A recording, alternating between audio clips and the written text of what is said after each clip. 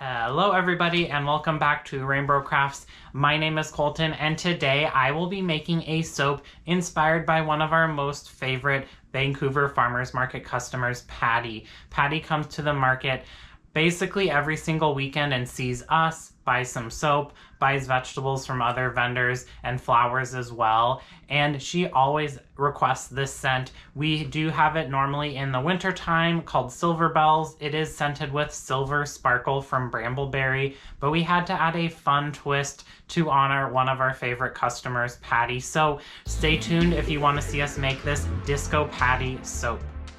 Alrighty, let's get this soap making started. So today we will be making a Path soap, and if you've been around for a little while, you know that our Path soaps utilize the beveling scraps from when we bevel our soap bars and we reincorporate them into a new batch of soap. This is part of our goal to make the world a little bit greener. It reduces our soap waste a little bit, and it just gives new life to something that otherwise would be cast off. For scraps that we don't utilize in the Path soap, we actually send them to Eco Soap Bank, and I'll put a link down in the comment section below for information on that. If you are a soap maker, it is a great place to dispose of soap scraps. For the fragrance, we will be using Silver Sparkle from Brambleberry. This usually is a wintertime fragrance for us, but Patty, who the soap is named after, really loves this fragrance. So when we were thinking of making a soap for her, originally as part of the Dazzling Divas collection, this is the fragrance we thought of immediately. And when we approached her to see if she would allow us to make a soap inspired by her, obviously she said yes because we're making it. And apparently one of her good friends from New York illustrated her in a disco scene, and I'll put a picture here. I actually recreated the picture so that we could utilize it on our soap labels. So this soap is called Disco Patty because of the painting that was done and Patty's name. So that was the kind of the inspiration here.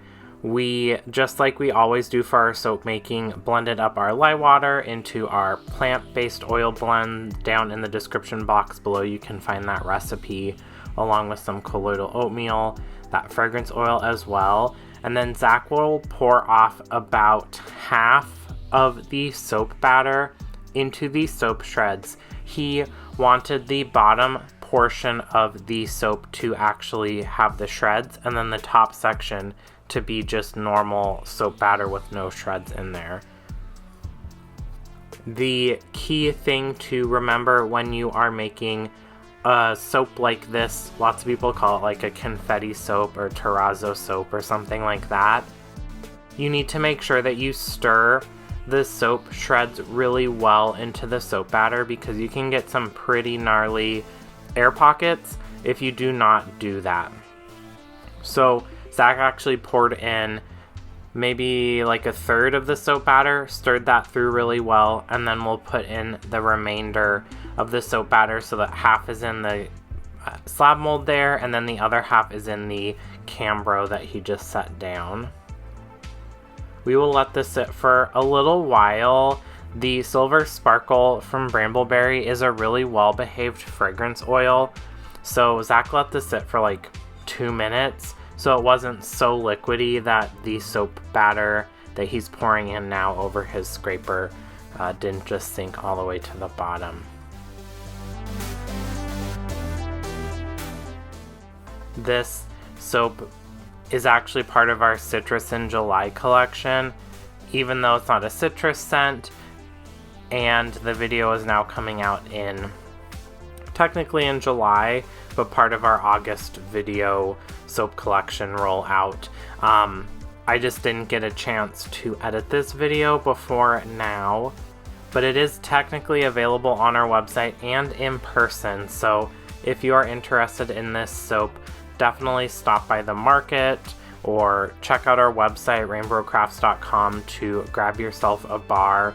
Like I mentioned, this normally is part of our wintertime soap collection, so I'm sure it will be back in some form or fashion in like November time frame, but we wanted to bring this back for one of our best customers, Patty.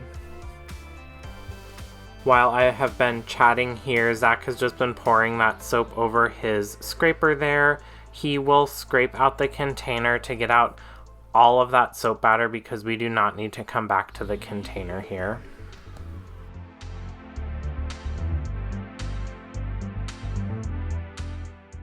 Once all of that soap batter is into the slab mold, Zac will put into a tea strainer some blue shift mica, and then we'll dust the top of the soap batter with that. On camera this does look white, and that is just how these types of Enigma micas work. They look white, but in certain lights and at certain angles they actually have a color to them. So this has a nice like pretty blue delicate color.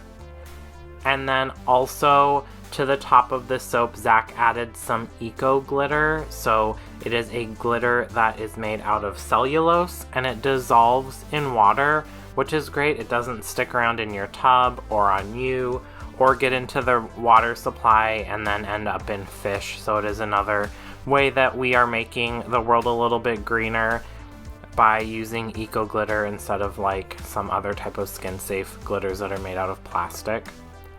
And then to finish off the top there, Zac is just doing some little like curly cues just from front to back to add a little additional interest. He'll then clean up the edges and put the lid on it. We will not spray the top of this with rubbing alcohol. Rubbing alcohol starts the decomposition process of eco glitter a little bit, so we want to make sure that this is as sparkly and as disco-y as possible when it gets into the hands of customers. After about 24 hours, it is time to unmold and then slice up. So we will push this through our slab splitter here, and you can see that nice separation of the kind of confetti layer and then the top layer that does not have any confetti soap scraps in the top.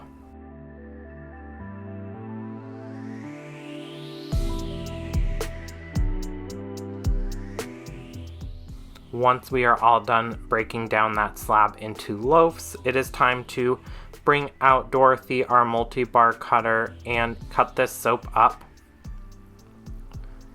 The inside looks kind of like the edge of the soap slab there, or the soap loaf that you can see, but we'll show you a nice close-up of that delineation between the confetti layer and the unconfetti, just soap batter layer. Like I mentioned in the beginning of the video, if we have scraps that we do not reuse in our path soaps, we actually send them to Eco Soap Bank, and their kind of mission is that they are a nonprofit organization that empowers women across Africa and Asia to recycle soap scraps into new bars of soap and then distributes them to people who need them. And as of now, they have distributed soap into 33 different countries, which is really amazing, and they've employed about 175 women and have recycled over 10 million pounds of soap. So we are really excited to partner with them and donate our soap scraps. But that is it. That is our Disco Patty soap, which, like I said, is available now on our website and in person, so definitely check that out. Thanks to all of our subscribers, our big ol' flamers, our foamy homies, and our suddy buddies. They get soaps or candles of the month from us. Check out our website for more details. Thank you so much for watching. Don't forget to like this video, comment down below your favorite disco song, and subscribe so you can see what we come up with next. Bye.